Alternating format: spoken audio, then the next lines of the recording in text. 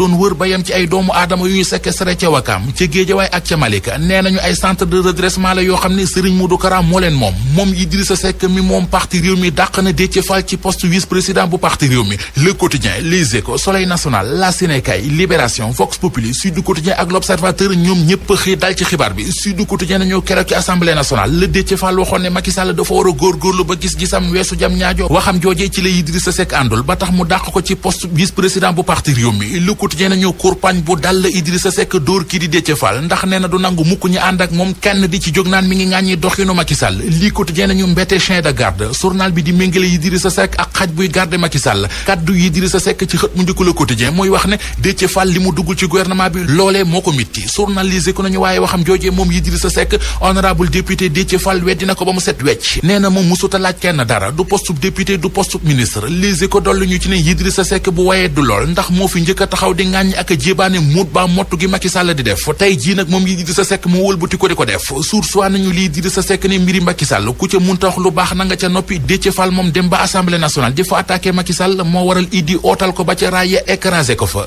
2024 bu Macky Sall sampaate am dëndam ngir wut beneen mandat ci réew mi ci yoon la koy teg Vox Populi nañu ministre enseignement supérieur di Cheikh Omar Anne moo ko wax ci làmmiñu boppam démb ci dimanche ji ci émission Grand Série ci rajo Futur Média fa la waxee ne bu ñu sukkandikoo ci li constitution bi wax ak la ca nekk président Macky Sall am na droit amaat beneen mandat ndax mandat juróom-ñaari atam bu njëkk bi constitution bi boolewu ko ci wàññi bi ñaari mandat juróomi at yu tegaloo la constitution bi wax Macky Sall def na benn mu dese ko beneen La Tribune nañu Cheikh Omar Anne wali dina troisième mandat bu Macky Sall bi source nañu li mu wax ci troisième mandat bu Macky Sall bi ni mu leere la mu wax keroog ca kanamu député yi ba ñu koy woteel bitseem wax joojeet noonee la leere ministre enseignement supérieur wax na ne ñi naan 2019 am na lu mat junni ak ñetti téeméeri bachelier yu ñu orienté wul ñooñee la ñu wax xamuñu fukki réclamation ak ñett kott la ñu jotoonte du woon ay réclamation yu taxaw journal bi teg ci wax ñu li ministre enseignement supérieur wax keroog ca kanamu député yi ngir lu jëmale kanam enseignement supérieur yi la Sénégal nañu moom Cheikh Omar Anne ministre enseignement supérieur dem na bay xam ne ñeenti milliards yu état bi génnee ngir fay bor bu mu warloo ak université privée yi ci réew mi bit sebrenam la Sénégal nee nañu mi ngi toll ci ñeenti téeméeri milliards ak juróom fukk ak lu teg ñu teg wax joojee te yëkkati leneen Fatoumata Diouf Gueye coordinatrice bu bees bu coalition Macky 2012 mi ngi ci Soleil national